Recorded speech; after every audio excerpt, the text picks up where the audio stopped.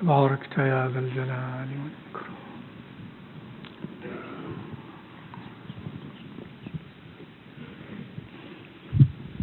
اللهم أعني على ذكرك وشكرك.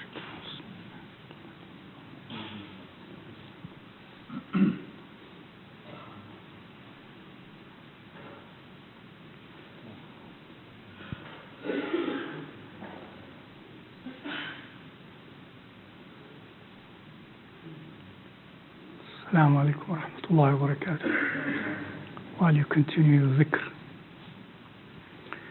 Bismillah walhamdulillah wassalatu wassalamu ala rasulillah wa alihi wa sahbihi wa man wala. Of what we recited from Surah An-Nisa, excuse me, basically all of what we recited was about inheritance and the laws of inheritance.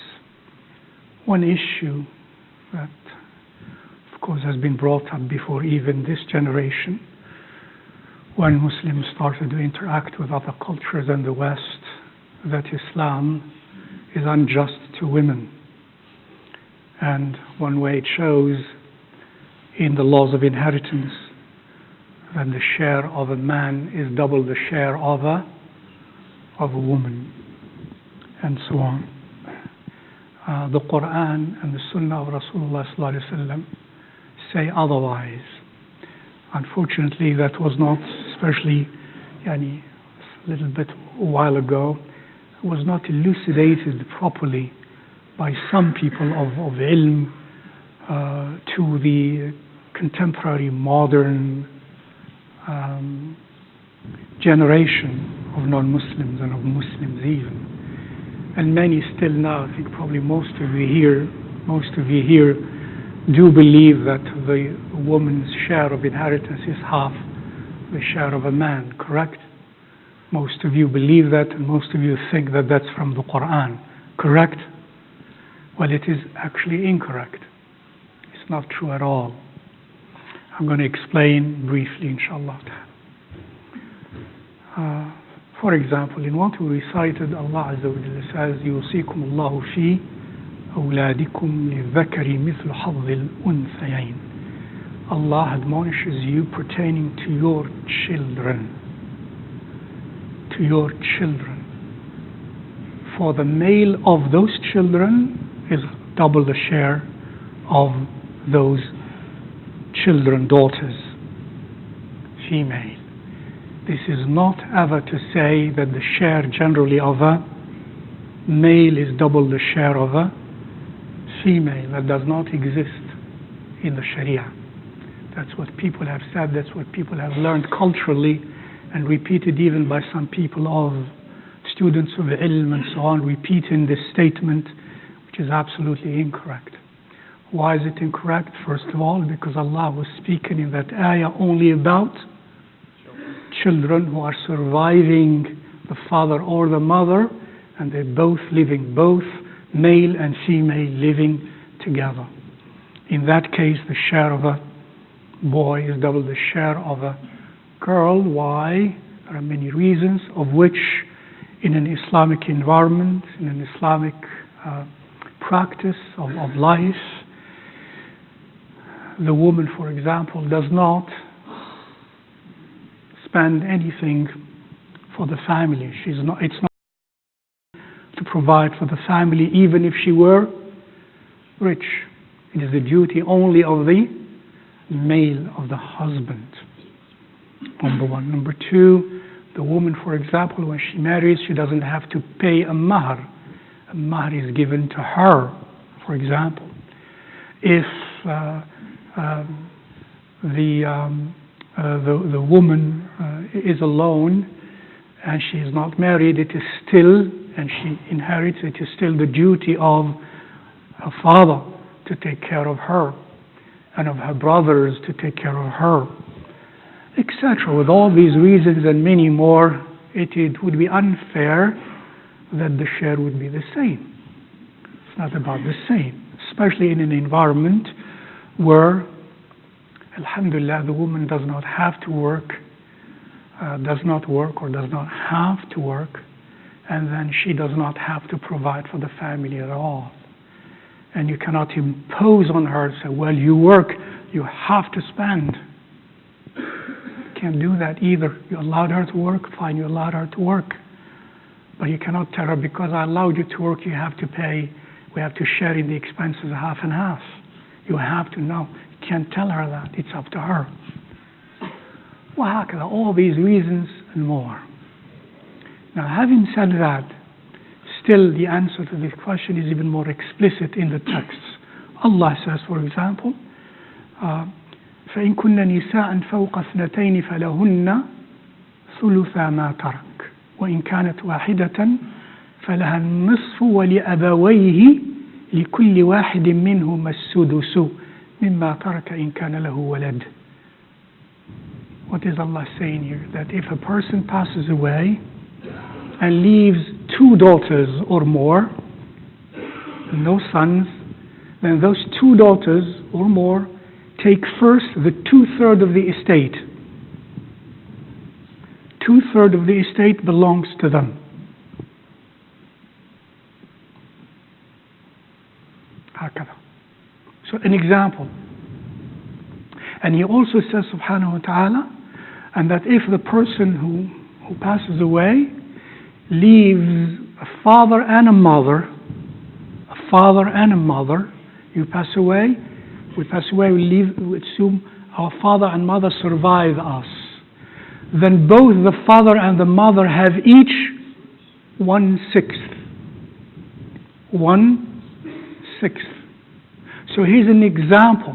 Let's say a person passes away and he or she leaves 2 daughters, a father and a mother. How does Allah tell us to distribute the inheritance? First of all, the 2 daughters, each one takes 1/3. And then their grandfather, because the person who passed away left a father, that father of the deceased receives how much? 1/6. So here is a woman getting how much relative to the share of a man? Double the share of a man. And the grandmother, in this case the mother of the deceased, receives how much? 1/6. So here is one female who gets exactly the same share as a male, as her husband. Equal, 1/6 and 1/6. And that daughter gets double the share of her father and double the share of her mother in this case. Give you another example. Let's say a person passes away. Let's say a woman passes away and she leaves 1 daughter and she leaves her husband and she leaves her father and mother. How is the estate distributed in accordance to the Quran? The daughter gets how much? Because there is no son surviving. Gets 1/2 of the estate first. The daughter gets 1/2 of the estate. And then the husband gets how much? Who is that one? Who is this? Who is the other extreme one? No extremism, neither to right nor to left. No political rightness or correctness here. The Quran, I read this ayat, all of them to you tonight. So the husband gets how much? 1/6. 1/4. Because if a deceased passes away and she leaves a husband and children, then the husband gets 1/4. So in this case, she left a child, she left a daughter. Since she left only 1 daughter, the Quran says the daughter gets 1/2. And her husband gets 1/4. Who gets double? The share of a male, who's even her father. And then the father of the deceased, who also survived, how much does he get? 1/6. So that woman, that daughter gets how much relative to the share of her grandfather? 3 times more. Mother surviving, she gets how much? 1/6. She gets exactly the same share as her husband, and the daughter gets 3 times that as well. By the way, the total is you have to readjust, you have to divide instead of by 12 parts, you have to divide by 13 parts, and it's the same thing. That's another example. Now look at this same example. If when the mother who passed away left, instead of a daughter, she left a son and a husband and a father and a mother, then how does the distribution happen? The son, first of all, gets nothing. Starting in the previous case, the daughter gets 1/2. In this case, the son waits until everything is distributed, and he gets what is left. He gets what is left. Inam. First you give, in this case, the husband gets how much? 1/4. And then the father gets how much? 1/6. And the mother gets how much? 1/6. And then the remaining, the son gets. And that will be little less than half than what the daughter gets. And ajib, how obvious things. Look how much we don't know of our deen. I know most of you, if not all, even people who graduate from Islamic universities and who memorize the Quran and who memorize Sunnah, this they don't pay attention to.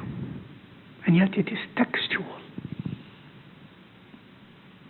Never did the Quran, never did Allah say that the man gets double the share of a woman. Never. And these are the proofs. When it is said in a context that we mentioned, for example, and for the reasons and more that we mentioned. May Allah subhanahu wa ta'ala help us learn our deen properly, and help us practice our deen properly, and help our sisters also understand what Allah gave them of value, and they don't also trespass their bounds, and that they remain as women of haya, and as women of contentment, and as women of akhlaq, and not try to undo their values and their haya simply to be politically correct, or to say, oh, we are free. Alhamdulillah, Islam freed you in the most noble of senses and meanings. Appreciate that. And brothers, remember that Allah subhanahu wa ta'ala gave them their rights and freed them despite you. Not because you wanted that. Despite you. And they didn't have to go through revolutions and through demonstrations and through years of lobbying to get their rights. They're divinely ordained. May Allah Azza wa Jal help them appreciate that, and help we as well appreciate that as well. Inshallah ta'ala. Wassalamu alaikum wa rahmatullahi wa barakatuh.